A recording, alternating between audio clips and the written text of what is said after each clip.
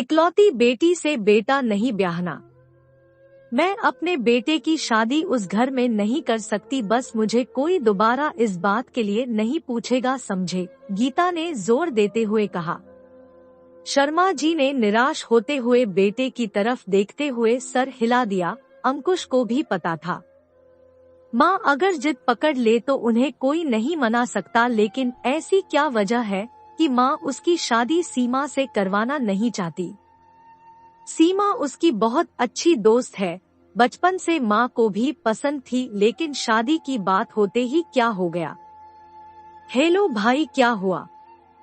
सीमा की बात mummy papa को बताने पर सब मान गए। न कब कर रहे हो शादी? देखो बहन की बहुत सारी रस्में होती है, अपना पॉकेट गर्म रखना। दीपा बिना किसी विराम के अंकुश को बोले जा रही थी। उधर से कोई उत्तर न आता देख दीपा घबरा गई। क्या हुआ भाई, इतने चुप क्यों हो? क्या बात हुई? दीदी पापा तो बहुत खुश थे सीमा की बात सुनकर, लेकिन न जाने माँ को क्या हो गया। माँ राजी नहीं है इस शादी के लिए। तुम कल आ जाओ न? ठीक है, कल मैं आती हूँ, उदास मत हो। दीपा बहुत समझदार लड़की है। माँ भी दीपा से अपने दिल की हर बात साझा करती है, लेकिन माँ इस बार चुपचाप थी। सबके चाय नाश्ते के बाद अंकुश और पापा बाहर चले गए। दीपा और माँ अकेले थी।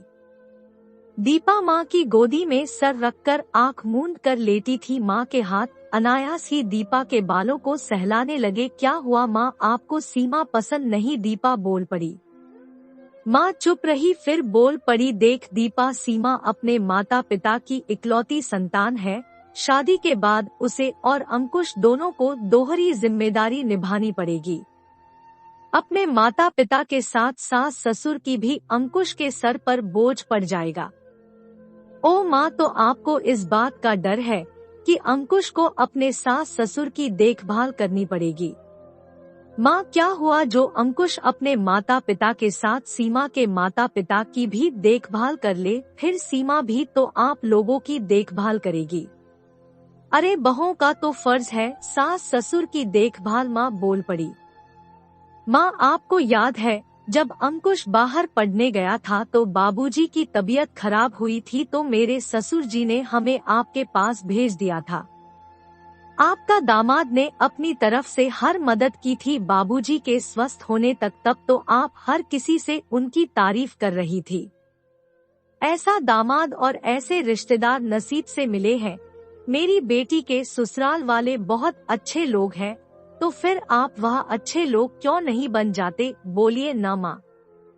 माँ यह रिश्ते एक दूसरे से जुड़कर बने हैं, थोड़ी सा संभाल कर चले तो बहुत खूबसूरत है, थोड़े से उलझ जाते हैं।